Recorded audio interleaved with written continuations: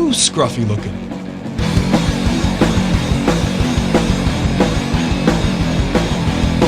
What's up, everybody? It's your fellow scruffy-looking nerf herder right here with 15 phenomenal facts about The Empire Strikes Back. Starting with Nerf Herder. They're a band from Santa Barbara, California, and they happen to have a hit song called Mr. Spock, which I find illogical.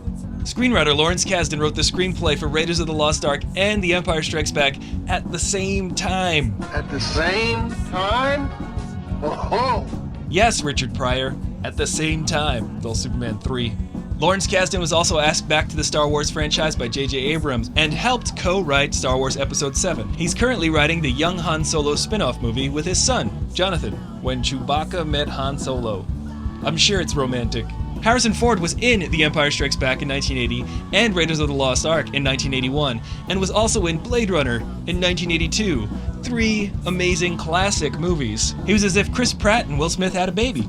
A sci-fi baby. Right before Harrison Ford gets frozen in carbonite, he's like this.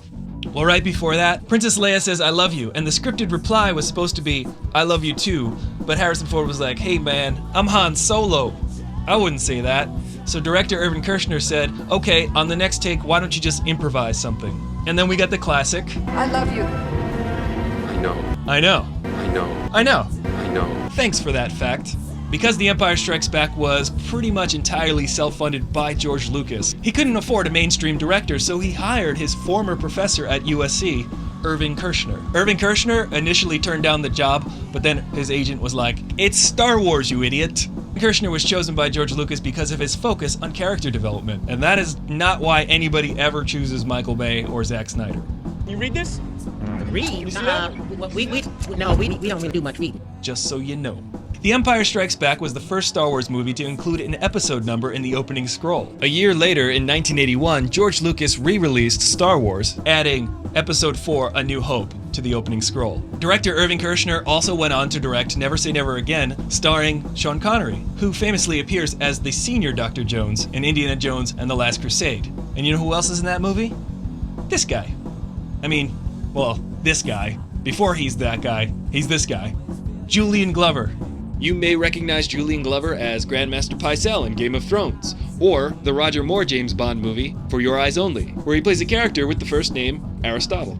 But it all comes back to Empire Strikes Back, where he plays General Veers. How about that?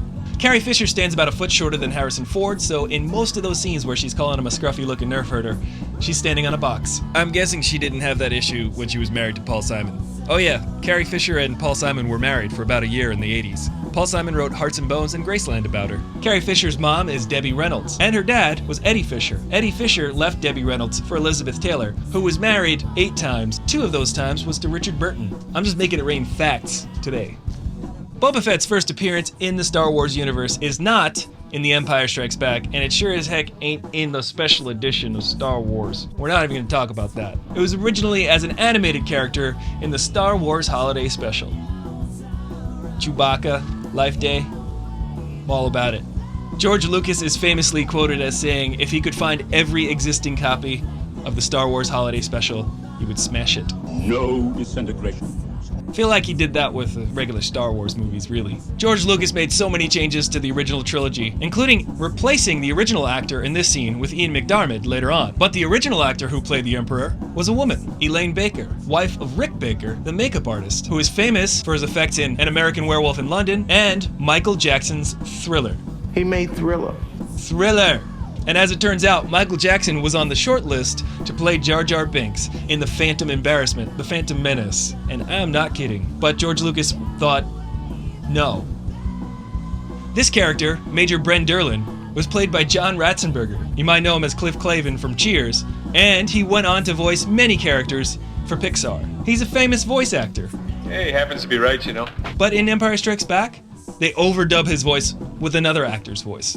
Your Highness, there's nothing more we can do tonight. The shield doors must be closed. Speaking of voiceover acting, the line, "The first transport is is an overdub made by Mark Hamill, Luke Skywalker himself. Mark Hamill has since become a very well-known voice actor, famous for his portrayal of the animated version of the Joker. David Prowse, the man inside that Darth Vader costume, was actually a former bodybuilder. He trained with Christopher Reeve and helped him gain 30 pounds for his role as Superman in Superman the movie with John Ratzenberger. Cliff Clavin. What's up with John Ratzenberger showing up everywhere? That movie also has Terrence Stamp, who later on went to be Chancellor Valorum in Episode 1, The Phantom Mess. The idea of a city floating in the clouds? Taken right from Flash Gordon, because George Lucas just loves Flash Gordon and wanted to make Flash Gordon. Billy Dee Williams plays Lando Calrissian, but he actually tried out for Han Solo. I can see that. Him and his nice ice-cold Colt 45, just kicking back with Chewbacca. Hello, ladies. In designing the puppet for Jedi Master Yoda, Stuart Freeborn modeled him after his own face, but he included the eyes and wrinkles of Albert Einstein to give an unconscious impression of aged wisdom. Yoda's name in the script, according to George Lucas, was supposed to be Buffy, but they didn't go with that. Officially, according to canon, Yoda does have a first name, and his first name is Minch. Minch Yoda. Go figure. Those are my facts about The Empire Strikes Back. If you have a cool and interesting fact, leave it in the comments below. I'd like to hear it. Thank you to my regular commenters. Keep them coming. And I'll keep making these videos. Remember to like, subscribe, and share. And if you want to find out a way you can help those directly affected by war, click the icon of my face at the end of this video. I'm Aristotle Full Throttle, and I'll see you later. Moof Milker. I prefer Nerf Herder. I am scruffy looking. Oh, and about the controversy between who shot first, Han or Greedo, Harrison Ford says, and I quote, "I don't know, and I don't care. We love you old curmudgeon."